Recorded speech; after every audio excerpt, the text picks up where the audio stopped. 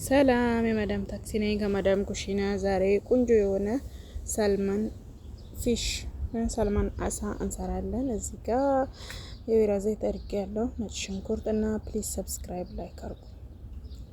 እዚህ ጋር ስናፍጭ አድርጌያለሁ። ከሌላችሁ እንትን ማስተርድ መጨመር ትችላላችሁ ማለት ነው። እና እዚህ ጋር 2 ማንኪያ ነው የጨመርኩት፣ ምክንያቱም አሳው ትንንሾች ስለሆነ። እዚህ ጋር ጨው ጨምሬበታለሁ። ቦብሪካ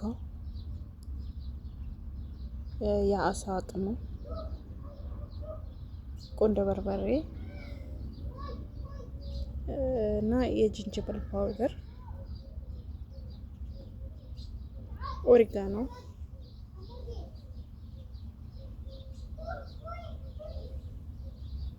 ከዛ ይሄ የቺሊ ዘይት ነው እኔ የጨመርኩት። እናንተ ቺሊ ፓውደሩን መጨመር ትችላላችሁ፣ ያኛ ያልተፈጨውን መጨመር ትችላላችሁ። እዚህ ጋር ግማሽ ሎሚ ነው የጨመርኩት። እዚህ ጋር እንደዚህ አድርጌ ያዘጋጃለሁ። እኔ ማጥበው በከል ነው፣ በቬኒገር ማለት ነው። በውሃ ላጥበው፣ ምክንያቱም ይበላሻል ውሃ ከነካው።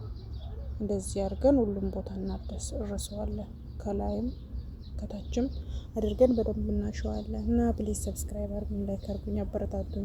እዚህ ጋር የቆራረጥኩበት ምክንያት ቅመሙ በደንብ እንዲዋሃድና ወደ ውስጥ ድረስ ዘልቆ እንዲገባ ሊያስችለው ነው ማለት ነው።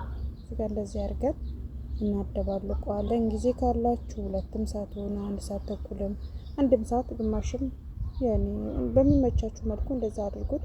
እኔ ቢያንስ 1 ሰዓት ተኩል ድረስ ፍሪጅ አስቀምጬ ነው ከዛ ያወጣሁት። ከዛ ሽታው ቆንጆ ነው የሚሆነው ማለት ነው በኋላ ሲወጣ።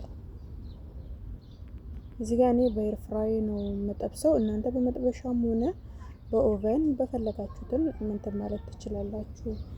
እዚህ ጋር የተቆረጠ እንትን የገበታ ቅቤ የሚጨምርበት ምክንያት ችክ እንዳይል እና ቆንጆ ሆኖ ለስላሳ ሆኖ ሲበላ ጣዕሙ ቆንጆ የሚሆን እንትን እንዲወጣው ነው። እዚህ ጋር እንደዚህ የሚጨምረው ግን እያስቸገረኝ ነው። እና እንደዚህ ሆኖ ወጥቷል። ማሻአላ ተባረከላ፣ ሽታው ልዩ ነው። እዚህ ጋር ደግሞ መች ፖታቶ እንሰራለን። ድንች ቀቅዬ ልጭ ያዘጋጀ ነበር። እዚህ ጋር ትንሽ ጨው ጨምሬበታለሁ ከጎን እንድናቀርበው ማለት ነው። እዚህ ጋር ደግሞ ቆንጆ በርበሬ ጨምሬያለሁ። የገበታ ቅቤ አቅልጬ ነው የጨመርኩት። ትኩስ ድንች ቢሆን ዝም ብሎ መጨመር እንችል ነበር። ትንሽ ቀዝቀዝ ብሏል።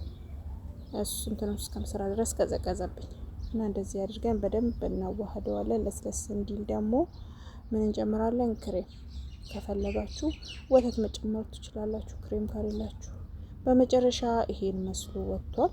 ማሻአላ ተባረከላ፣ በጣም ያምር፣ ጣዕሙም ለየት ያለ ነው እላችኋለሁ።